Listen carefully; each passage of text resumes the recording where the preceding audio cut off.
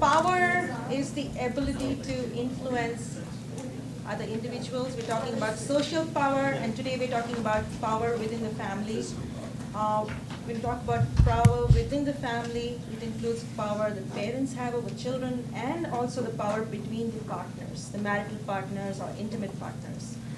Now, last couple of weeks we've been talking about distribution of housework and how it is a subtle manifestation of power between the partners, because some of us are able to get away without doing housework and others are forced to do housework. Similarly, we talked about decision making, the veto power that the individual has in the relationship depends on the resources they have. For example, the person who earns more, the person who is more educated, has greater social networks, is likely to be more powerful within the relationship. Today we're talking about what is called coercive power.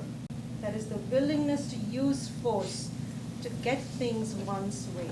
So to make the other individual comply to one's wishes, and a person can, use force, physical force, hitting, kicking, verbal harassment, or emotional force, like threatening the individual, taking away, saying they'll be taking away the children, saying that they will be taking away the other individual's life, their own life.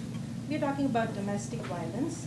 And I would like to introduce to you Linda Brogan, who is our in-house domestic violence expert. Hello. Any questions or comments on the video? No? Okay.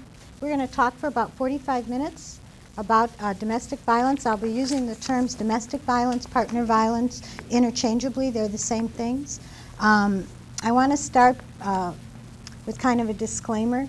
So when we give this talk, and I say we because there's several people on campus who can give this same talk. We've done some training here on campus.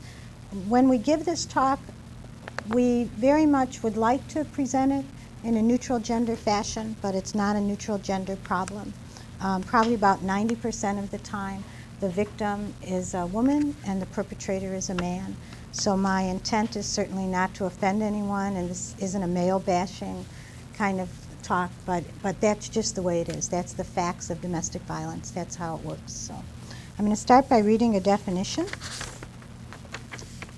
Domestic violence is a system of many abusive behaviors which can include physical, emotional, sexual, psychological, and economic abuse. It's critical to understand that domestic violence includes a pattern of power and control that one person exercises over another that physically harms, induces fear, or prevents a person or forces them to act in a way they would not otherwise act. I want to give you a little history on why can I move? Okay.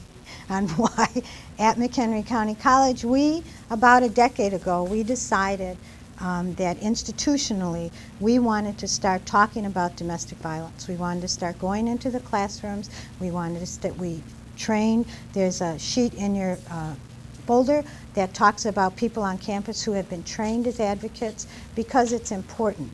Because we had, every semester, we have students here that present with orders of protection. Does anyone know what an order of protection is? An order of protection is a piece of paper that you go before a judge and you present information to the judge that says, I'm afraid of my partner. And it has to be an intimate relationship. And the judge will assess all this information, and if he feels that you have a right to be afraid of your partner, then he will issue what's called an order of protection. And the order of protection says that your partner can't do many things. They can't be within so many feet of you, they can't be at the school with you, they can't be at your place of business, they can't call you, they can't harass you. So we know that domestic violence is something that affects our students. We also know that because many years ago, one of our students had broken up with a boyfriend, and the boyfriend was not happy about this, and he was harassing her and calling her, and she went to the police, and the police said, there's nothing we can do about this. He hasn't done anything.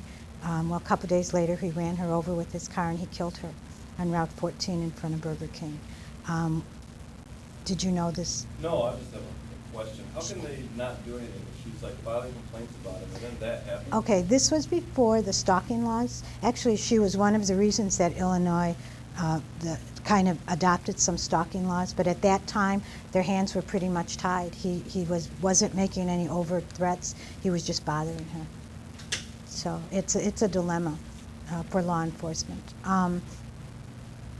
So we know that domestic violence affects us. We know that domestic violence crosses all economic lines, crosses all ethnic lines. There's nothing about you. She said it in the video. There's nothing about you that says that you're not going to be a victim of domestic violence. Smart people are victims, pretty people are victims, rich people are victims, people with good jobs, people with no jobs. So it doesn't matter. All it takes, and I'll repeat what they said in the video, all it takes is to fall in love with someone who is choosing to use abuse and violence in the relationship to get their way. It's much like your instructor said, it's about power. This definition, it doesn't speak to just someone who has an anger problem. What's important about the definition I read is it talks about power. It talks about using abuse in your relationship to gain power in that relationship. And that's what you have to remember. The other thing that's important to remember about the definition is that it's not about just physical violence. Physical violence,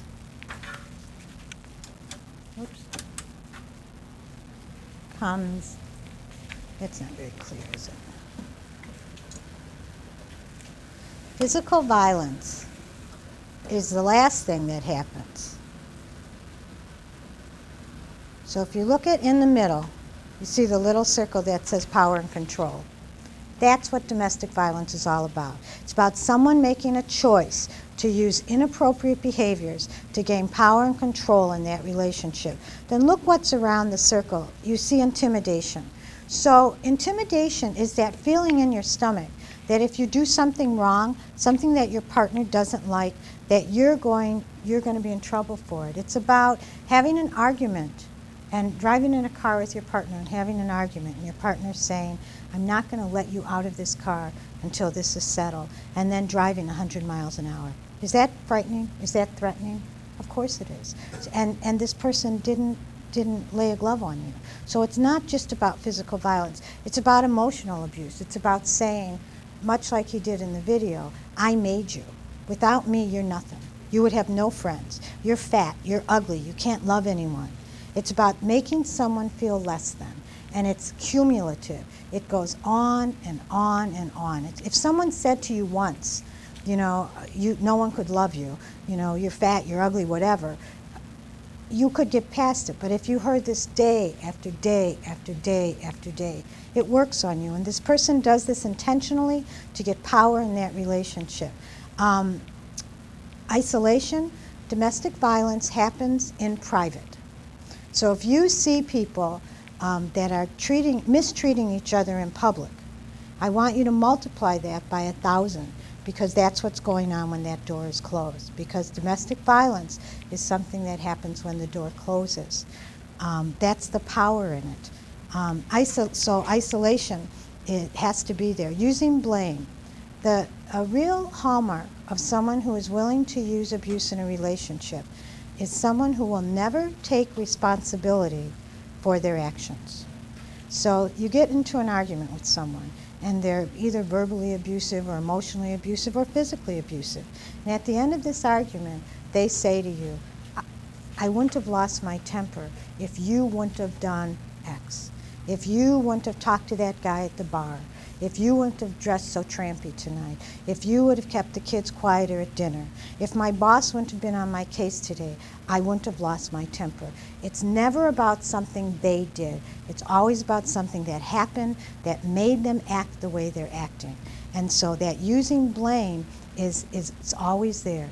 Using the children, if children are involved, and we're going to talk about children in a little while, but if children are involved in this, using the children happens all the time. You could leave me, but I'll take those kids. I don't care what a judge says. I will take those kids and you will never see them again.